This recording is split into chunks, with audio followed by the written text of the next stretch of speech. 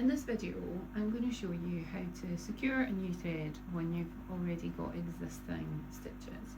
I've got a pre-threaded needle with 2 strands of embroidery floss. So I'm going to turn the design over and I'm going to run my needle underneath the existing stitches on the back of the design, like so.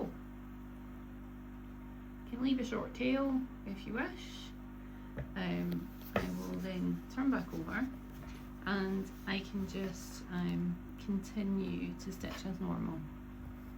We'll just do one quick stitch here to show you as an example, but yes, this will just secure your threads behind those existing stitches and it will not come out.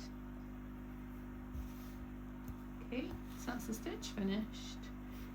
Turn over and you can see that the thread remains underneath the stitches you've got, so your stitching is secure. You can then use your sharp embroidery scissors to cut off the tail, and then you can continue to stitch with your threads as normal. Thanks for watching.